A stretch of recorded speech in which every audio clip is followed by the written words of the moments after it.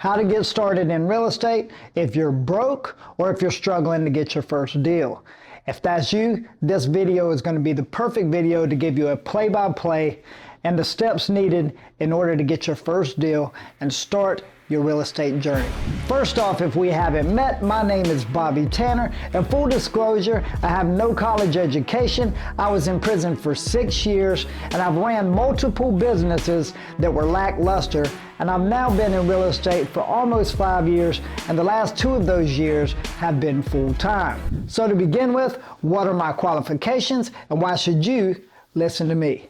Well, to be completely honest, I've made just about every single mistake you can make in real estate, and now in my business, I consistently hit over 50K, and some months even breaking in to 6 figures, all as a solopreneur. So with all that out of the way, let's go ahead and jump right into it. Real estate is an expensive game, and if you're just getting started, you likely don't have the funds to go out and fix and flip or use the BRRRR strategy. So what strategy are we going to use? We're going to use the wholesaling strategy, which is your lowest barrier to entry and can get you some quick cash so that you can really start putting your money to work and doubling, tripling, quadrupling your funds to grow your real estate portfolio. Now, I know a lot of the gurus are going to tell you can get into real estate with $0. Well, on this strategy that actually works, we're going to spend $99 on an app called PropStream. Great thing about PropStream is it has reliable data that's going to help you find distressed sellers, and the even better part is it comes with an app that helps you drive for dollars. If you're not familiar with what driving for dollars is, it's basically where you get in your car and you drive around and you're looking for distressed properties. On this app, we're going to be able to type in whatever filters we want. For this actual strategy, we're going to go after pre-foreclosures, which is the lowest barrier to entry because they're so distressed, they need help, and you're going to be the person that can actually help them out of that situation and get them some money in their pocket, get them out of a very distressed, bad situation, and also put some money in your pocket. So a few other things we're going to need are a car, gasoline, and a cell phone. And if you don't have those 3, we got bigger problems. And the last thing you're going to need is guts. We're going to be going up and door knocking on a complete stranger's home who's in distress, and we're going to be trying to buy their home on their front steps. Believe it or not, this takes a lot more guts than you think it would. Now, one thing I did forget to mention, we do want to print off a bunch of these sheets called the 12 Ways to Stop Foreclosure. And we're going to give them to the homeowner, and we're going to go through each and every one of them, which I'm about to do for you here, so you know how to present it to the homeowner. So we're going to get in our car, pull up the PropStream app, set our filters to pre-foreclosures within a certain radius, and start driving for dollars. Now, when you pull up to the house, the first thing you need to do, again, is have confidence. We're going to get out and we're going to go knock on that door, and we're going to knock on it like we mean it. We're not going to tap on the door. We're going to knock with confidence. And when the homeowner comes to the door, what do you say? We're going to lead with value. We're going to go over 12 ways to stop foreclosure here in just a minute, and you're going to present these to the homeowner. And if they're able to keep their house, great. You actually did a good deed and someone was able to keep their house. And when they do get ready to sell down the road, you're going to be the first person they think of. But what you're going to find is 99% of these people are not able to do any of these options, nor are they willing to put in the work, because people who go into pre-foreclosures a lot of times tend to put things off. So they need somebody to hold their hand, which is what you're going to do, and you're going to hold their hand and help them get to the finish line so that you can wholesale their property, get them out of a bad situation, and make some money for your service in return. So what do you say? When they answer the door, you're going to say, "Hey, Mr. Seller, my name is Bobby Tanner. I'm with ABC Investments, and the reason I'm here is my company pulls county records, and we see that the lender is trying to take your property." You see what I did there? I placed the lender as the bad guy who's trying to take and steal the homeowner's property. So they're usually going to answer with one of two answers. Number one being, yes, we're aware of what's going on and we've got it taken care of.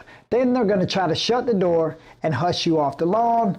And in the beginning, I used to accept that and go on to the next door. But after doing this for a while, I learned the best response is to then ask them a follow-up question of, well, Mr. Homeowner, could you explain to me which one of these 12 tactics you used in order to get this foreclosure stopped? So what I found by asking this follow-up question is that most homeowners don't have an answer. They're just saying whatever they need to say to get you off their front lawn so they can go back and bury their head in the sand and continue about their day. So this follow-up question actually puts them in a position where they have to come up with an answer, and they don't have one. And then on top of that, you're showing them the 12 ways to stop foreclosure, and that piques curiosity. So now they're interested and they want to know which one of these tactics they can use to get them out of this bad situation. And that's where you're going to go through and you're going to explain each of the 12 steps, which 9 times out of 10 is going to lead to the path of you're the only answer they have to sell their house and walk away from this thing with some money in their pocket, or at the very least, at least not having a foreclosure on their record. Okay, so now we're going to go into the 12 ways to stop foreclosure, so that when you talk with the seller, you can actually build some credibility by having some knowledge in the situation on how to stop foreclosure.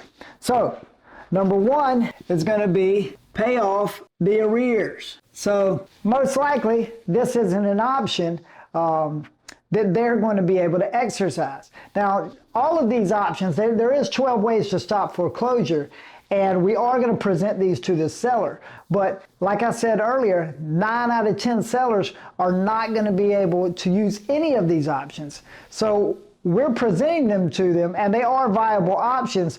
However, most of the sellers are not going to be able to exercise these options because they either don't have the means or the lender is not going to allow them because they're so far behind and they've been in default for so long.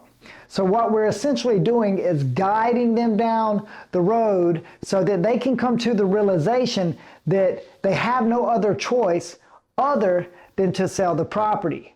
And that's where you can, again, provide them value and sell the property, hopefully put some money in their pocket, put some money in your pocket as well, but also you're going to get that foreclosure off of their record, and they're going to be in a better situation than they would be if they lost the house and the sheriff came knocking on the door and kicked them out in the street. So, number 2 is going to be pay off the loan balance. Now, again, this is something they most likely can't do. If they could pay off the balance, they wouldn't be in the situation they're in now, behind on payments.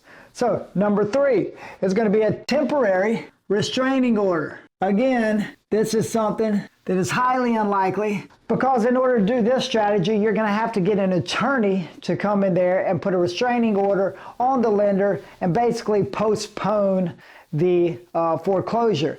Now that's going to cost money, so they're not going to be able to do that because an attorney isn't going to take them on if they don't have the money to pay their mortgage, unless, let's say, the lender is unlawfully coming after them, and then they may have some litigation. But 99% of the time, this is not going to be an option for them either, although you can stop a foreclosure this way. So, number 4 is a short sale. And in this tactic, you're going to essentially go to the lender and ask them if they would take a lesser amount than what is owed on the property and be able to sell it and short sell it. And there are a lot of investors who do this. I personally have never done this strategy, so I can't really speak on that. But basically, you're having the bank or the lender take a lower amount than what is owed, and of course the seller can then maybe get some money, or you can get your wholesale fee in there. Again, it's a very complex maneuver, and it usually takes a little while and some time to do, so not a tactic we're going to discuss in great detail here. Number 5 is a deed in lieu. And this, a lot of times, is an option, but one option that the seller doesn't want to take. They don't want to give the deed up in lieu of foreclosure. So basically what that is they're going to give the lender the deed and say, hey, don't foreclose on me, don't put a foreclosure on my record, and take the deed. All right, so the seller's not going to want to do that most likely because they're not going to get any money in the matter, and neither would you. Number 6 is refinance. And now this may be an option. The ones that are later towards the bottom here are going to be more viable options that actually could be options that they could exercise. But this one here is a refinance. So let's say the house is worth $200,000. The seller only owes $50,000. They've got a lot of equity there. They may be able to go to the bank and refinance. The problem with this is it's going to take some time to draw up any type of these refinances or modifications, things like this. They take time. So a refinance is an option. It's if they have a lot of equity. Again, you got to get the lender to cooperate. And if they've been in default for a long time, it's highly unlikely, unless they've got a ton of equity and a ton of time, because it is going to take a little bit of time. Next, we have a short refinance, which is pretty much the same thing. However, with this tactic, we are going to ask the bank, or they're going to ask the bank to take a lesser amount and refinance. So back to our example, let's say that the house is worth $200,000 and they owe $175,000. They may say, hey, look, I know we're behind on our payments, but can you short the amount that we owe you, and let's say drop it down to $140,000 that we owe you, and refinance the loan and structure it at $140,000 versus the $200,000 loan that I originally got, so that my payments are lower and things like that. So again, that one's going to be very difficult to do because the bank doesn't want to take a lower amount than what they originally sold it to you for.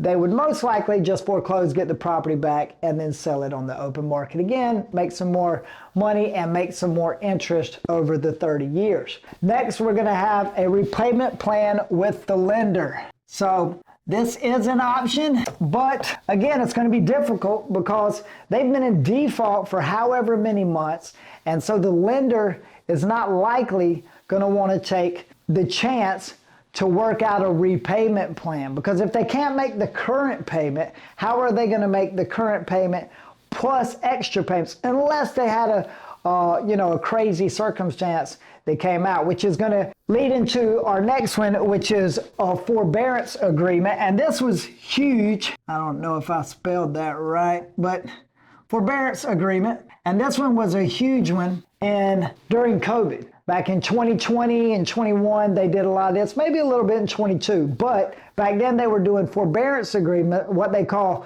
COVID forbearance agreements. And they were doing these because of the pandemic, and it was really easy to get. I would run up across sellers who were in pre-foreclosure, and all I would have to do was get on the phone and have them allow me to speak on their behalf and tell them that we needed a COVID forbearance.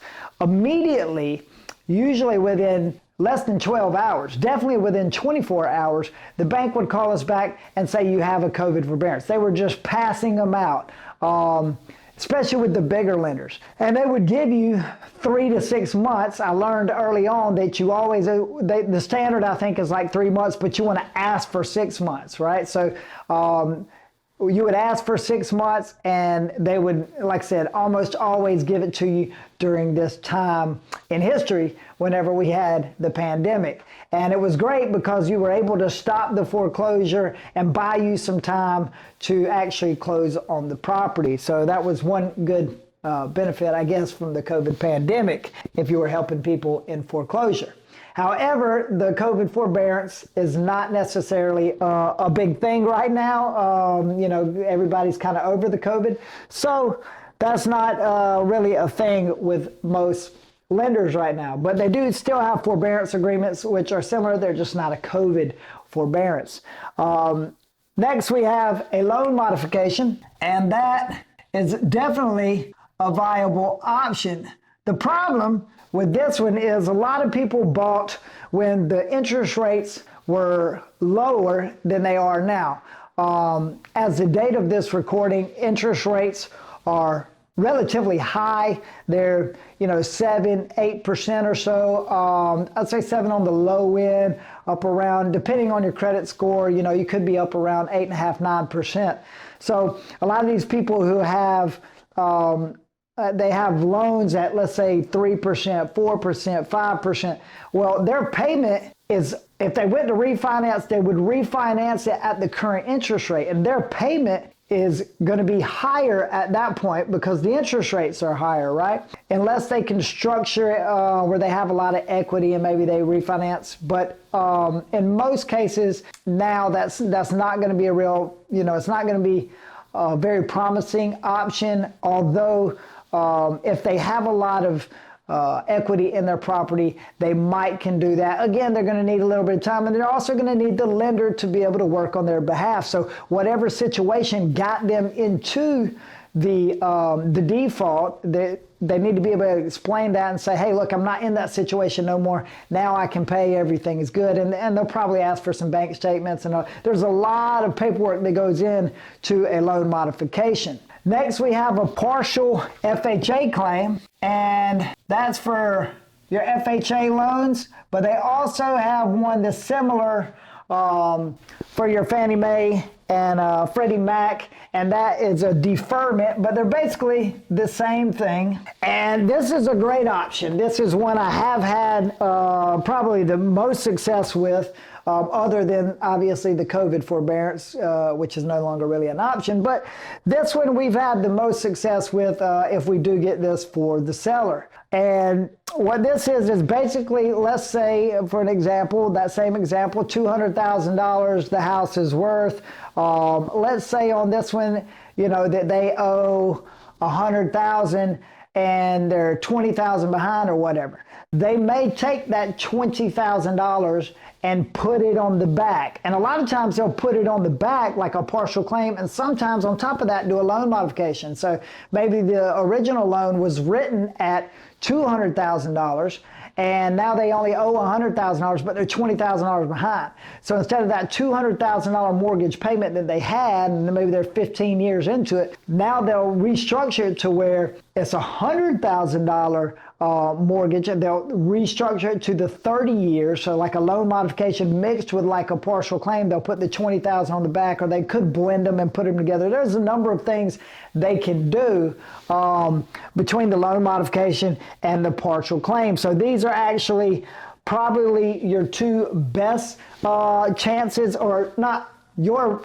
two best chances, excuse me, the seller's two best chances of actually keeping their house and restructuring the loan and the debt is going to be number 10 and 11, your loan modification and your partial FHA claim deferment. So the last one, which is my favorite option and the most powerful option, is going to be bankruptcy. And the bankruptcy, the great thing about that is a lot of times when you're talking to the sellers, they're very close to about to lose the house. They just kind of keep, one thing you'll find is that a lot of these people that are in pre-foreclosures, they tend to put things off, right? They just keep putting it off, burying their head in the sand and, trying to forget about it. Well, whenever they finally get that last letter, like, hey, your house is going to auction in 2 weeks or 3 weeks, whatever it may be, that's usually about the time you hear from them.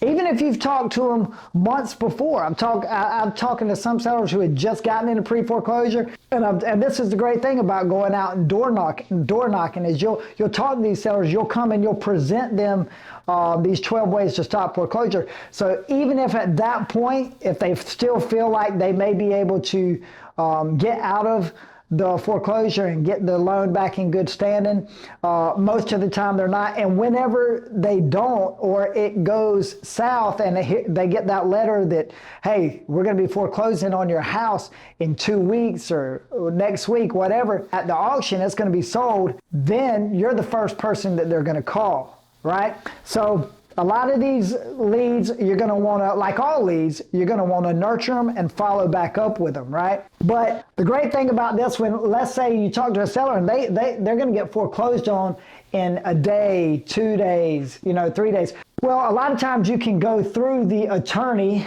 who is handling the foreclosure, and you can get the payoff statement and all that sort of stuff if you have time. But if you only have 2 or 3 days, these attorneys, they're not going to stop the foreclosure. I've never had one that'll just stop the foreclosure unless you have established a relationship with them or whatever. But they're really gonna hold you to it if you're going to go in under contract with them. So it's going to be hard for you to wholesale that type of contract because they're going to be overlooking the whole entire contract. They're going to, everything's going to kind of go through them. So you're going to want to wholesale this property. So you're going to want to have them file for bankruptcy, and this can stop the foreclosure on a dime. Okay, so you could do this literally hours before the foreclosure. You can have them file a bankruptcy.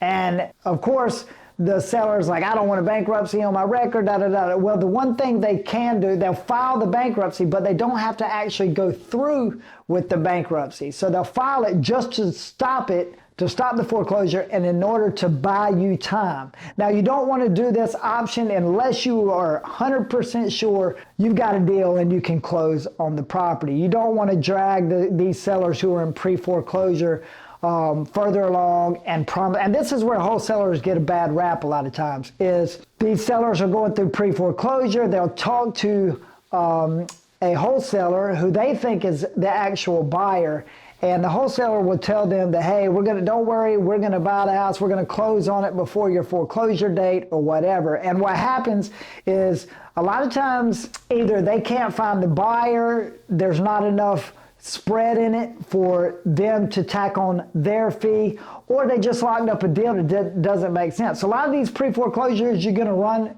up on are actually underwater, so they owe more than what the property is worth, or the property is in such disrepair. If you have to factor in the rehab costs that it's going to take to get this thing up and ready to get on the open market, on top of what they owe, there's just no spread for you. And there's no spread for your buyer either a lot of times, right? So a lot of wholesalers will lock up these deals, and then next thing you know, it's time for the foreclosure. The auction date is getting here, and the wholesaler hasn't been ethical in the situation and has kind of strung these guys along. Whoever, the man, the woman, whatever, has strung the sellers along, and now it's too late. There's no time for them to find a buyer or to sell the house, because this other wholesaler has strung them along so far. Because even if they strung them along and there's still a couple of days left, well, whoever's buying that property still has to get a title search, right? So if you are going to use this strategy, any of these strategies, make sure that you got meat on the bone where you can wholesale the property and you can actually close on it, because these people are in pretty distressed situation, and the last thing they need is somebody coming around and jerking their chain. Okay, so we're now in here on my phone. I'm going to go into the PropStream app, which comes with the $99 a month subscription. I'm going to log in, and down here at the bottom you're going to see where it says Drive. I'm going to hit that button, and then I'm going to set my filters and Drive. And on this screen here, I'm able to set my filters for the property type that I want to go after. For this video, we're going to go after pre-foreclosures, which automatically comes up as default with a 15-mile radius. I'll hit apply, and here we are. It's geolocated to my office. I'm going to zoom out, and you'll see these numbers pop up everywhere. These are all pre-foreclosures. The hearts are properties that I've liked in the past, and so I would get in my car, and I would go to all these properties and start door knocking. I highly recommend that you get PropStream and download the Driving for Dollars app and use this strategy right here. This is going to be the easiest and fastest way for you to get your first deal. And it doesn't take a lot of skill. These leads are highly motivated. So these leads can easily turn into deals and make you your first 10, $15, $20, $40,000.